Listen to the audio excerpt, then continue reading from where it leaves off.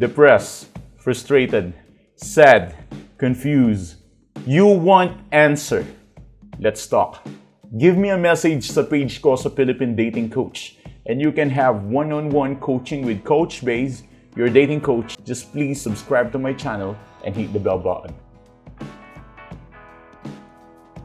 Alright, ayan, kakabalik lang ng poging yung coach. Natural, wala nang iba kundi si Coach Baze, ang pinaka-pogi sa lahat. No, pasensya na, kakabalik ko lang. 6 days ako nawala, kaliwat kanan kasi yung trabaho. Anyways, pag-uusapan natin ngayon ang mga ex ninyo dahil hindi na natatapos yung mga ex ninyo. Walang hanggang... Okay, just kidding. Alright. Okay, so right this moment, we're just going to talk about this thing. Pag-uusapan natin is paano baligtarin at saktan ng ex mo.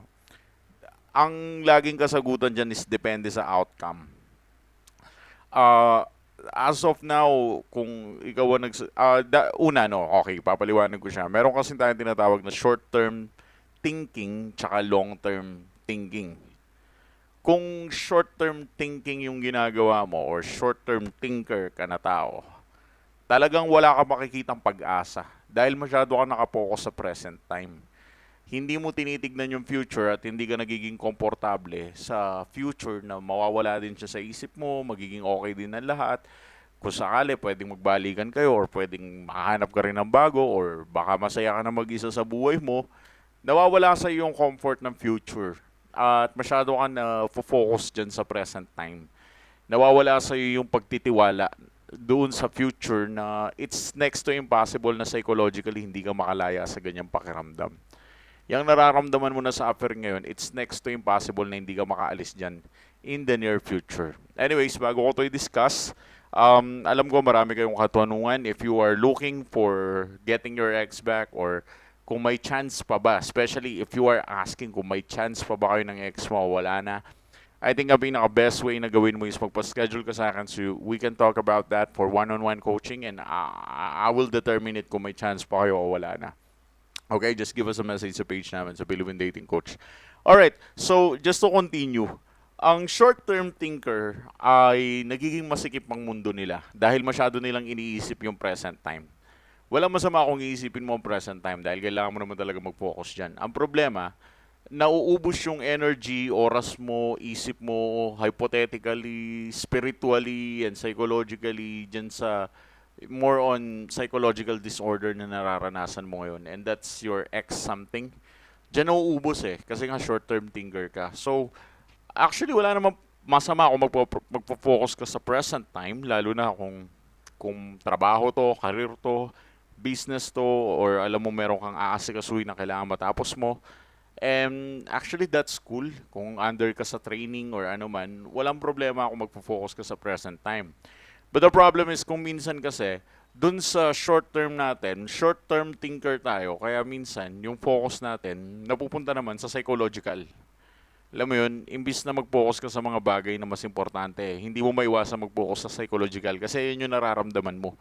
Nagre-reflect yung isip mo psychologically kung ano yung nafe-feel mo inside. At dahil doon, nadudurog ka at lalo kung hindi mawala yung ex mo sa isip mo. Ngayon, ang susi dyan, maging long-term thinker ka. Ano ba ang magiging outcome ng breakup ninyo in the future? Kung magkakaroon ka ng success at magkakaroon ka ng magandang buhay in the future, then why? Bakit mo kailangan lumungkot? Yun ang pinaka-best way para baligtarin ng ex mo. It depends on the outcome. So, ang pinaka-ma-advise ko sa'yo is the number 1 rule. Think about your future. Baka hindi, blessing pa tong pagkawala ng ex mo di ba? Kasi makikita mo na pinagpala ka, mas marami kang makukuhang bagay. Baka yun yung katapusan nito. Ang problema kasi sa inyo, ang problema sa inyo, masyado ninyong pinofocus yung present time na parang wala nang bukas.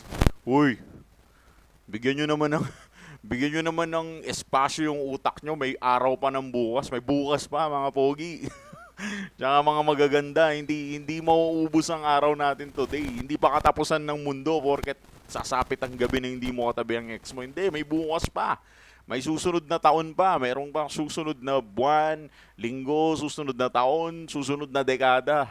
Hindi maihinto ang buhay mo dahil lang nawala yung isang tao na yan. And in the end, dun sa outcome nito, baka doon mo pa ma-prove na talagang masaya. I mean, ito yun talagang para sa'yo. At in that way, baka in the near future, baka yung ex mo pa yung magsisi dahil pinagpalit ka niya sa iba or iniwan ka niya. Kasi nga, ikaw ngayon, masisettled ka na in the future. Kasi baka in the future, dahil marami kang natutunan, unlike your ex, wala naman siya natutunan sa nangyari na to. Dahil nga dinump ka niya, di ba? So wala siyang natutunang lesson from this shit na nangyari. So, yung ex mo, parang okay lang. Pero samantalang ikaw, nasaktan ka, pero you learned a lot. A lot of lessons ang natutunan mo. I mean, a lot. Marami kang natutunan. At ngayon, sa paglipas ng panahon, lahat ng natutunan mo na to, magagamit mong skills para sa susunod na panahon na relasyon mo, sa susunod na buhay mo, mas magiging okay ka, mas magiging maayos ka. Yun ang ibig kong sabihin. Kaya huwag kayong masyadong maging short-term thinker. But instead of that, maging long-term thinker kayo. Kasi sa long run, in a long run, lilipas din yan. Imposibleng hindi. Parang ulan lang yan. Hindi naman kahit nung nagpaulan ng Diyos nagpaulan ng Diyos nung panahon ni Noah na nakasakay ng barko si Noah. Ilang araw lang yun, di ba? 40 days lang yun. Tapos na, di ba? So kahit gaano katagal ang ulan, babalik at babalik ang araw. Huwag kang mag-alala. Maaaring hindi mo pa panahon ngayon. Pero sa mga susunod na panahon, panahon mo na yun. Kung long-term thinker ka, alam mo sa sarili mo na doon sa pinakadulo, ikaw ang panalo. I mean, dun sa pinakadulo, ikaw ang makakaranas ng kasiyahan. At ang ex mo, ang probability masaktan siya dahil sinayang ka niya. Dahil pagdating mo nga ng future, ibang klaseng tao ka na. Ikaw na pala yung sinayang niya. And I think that's it. So, imbis na maging short-term thinker, think about the long term. Okay? So, yeah. Nice to see you, guys. Thanks for watching.